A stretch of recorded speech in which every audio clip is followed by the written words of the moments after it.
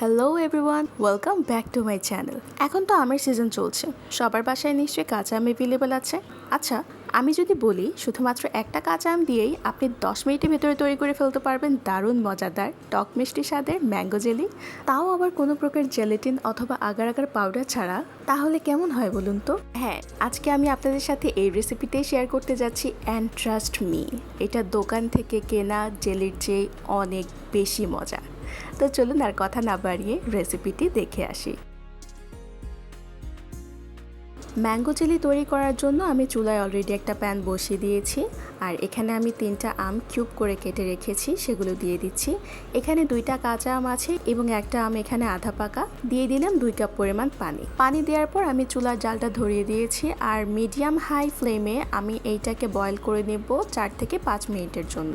4 থেকে 5 মিনিট পর আমি ঢাকনাটা তুলে নিলাম, আর আমটা কিন্তু প্রায় সেদ্ধ হয়ে এসেছে। তারপরেও আমি আরও 2-3 মিনিট ধরে এইভাবে নেড়ে চেড়ে এই আমটাকে আরেকটু কুক করে নেব। এখন আমার চেক করতে হবে আমটা ভালোভাবে সেদ্ধ হয়েছে কিনা। এই জন্য আমি স্প্যাচুলাতে একটা আমের টুকরো নিয়েছি এবং হাত দিয়ে একটু করে চাপ দিয়ে দেখেছি এটা ভালোভাবে কুক হয়েছে কিনা। আর হ্যাঁ, সবগুলো আম কিন্তু ভালোভাবে সেদ্ধ হয়ে গেছে। এখন আমি একটা বাটির উপর একটা স্ট্রেনার রেখে সেখানে আমটা ঢেলে দিয়েছি। যে আমটা আমরা সেদ্ধ করেছি সেখান থেকে কিন্তু অনেকটুকু পরিমাণ পানি আমরা ছেঁকে নিয়েছি, আর এই পানিটা দিয়েই কিন্তু আমরা আমাদের ম্যাঙ্গো জেলিটা তৈরি করব। ছেঁকে নেওয়া পানিটা কিন্তু অবশ্যই আপনারা পরিমাপ করে নেবেন, কারণ এর মেজারমেন্ট যতটুকু হবে ঠিক ততটুকু পরিমাণ চিনি আমাদেরকে এখানে ইউজ করতে হবে। 3টা আম সেদ্ধ করে কিন্তু আমি এখানে 1 কাপের বেশি পরিমাণ পানি পেয়েছি। এখন এটা আমি প্যানের মধ্যে দিয়ে চুলার জালটা ধরিয়ে দিলাম।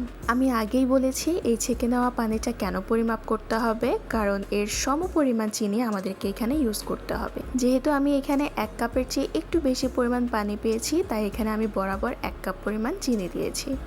এখন চিনিটা ভালোভাবে নেড়ে চেড়ে নিব যতক্ষণ না পর্যন্ত এটা পুরোপুরি ডিসলভ হয়ে যায়। আপনারা কে কোথা থেকে আমার ভিডিও দেখছেন তা কিন্তু অবশ্যই কমেন্ট বক্সে জানিয়ে দিবেন, so that I can thank all of you.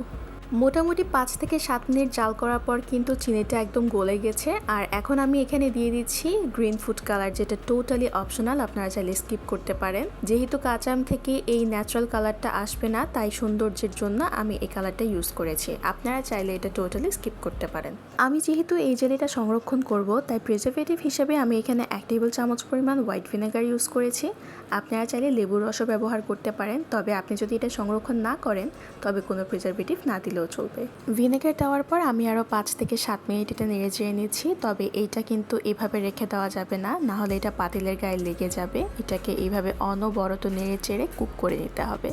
প্রায় 8 থেকে 10 মিনিট পর কিন্তু এর কনসিস্টেন্সি অনেকটা ঠিক হয়ে যাবে, আর তখনই বোঝা যাবে যে আমাদের কাঁচা আমের জেলি একেবারেই রেডি হয়ে গেছে। জেলিটা আমি যেই কৌটাতে সংরক্ষণ করব, আমি সেখানেই ডিরেক্টলি এই লিকুইডটা ঢেলে দিচ্ছি। যদিও এটা এখন লিকুইড ফর্মে আছে, তবে 3-4 ঘন্টা নর্মাল টেম্পারেচার রাখলেই কিন্তু এটা জেলির মতো সেট হয়ে যাবে। 3 থেকে 4 ঘন্টা পর দেখা যাচ্ছে আমাদের বানানো জেলি কিন্তু একেবারে পারফেক্টলি সেট হয়ে গেছে। মাশাআল্লাহ, এটা দেখতে যত বেশি টেম্পটিং মনে হচ্ছে, এই টেস্ট কিন্তু তার চেয়েও আরও অনেক বেশি পরিমাণ ভালো হয়েছে। বাজার থেকে কেনা যে কোনো ধরনের জেলির চেয়ে কিন্তু এর টেস্টটা অনেক অনেক বেশি পরিমাণ ভালো।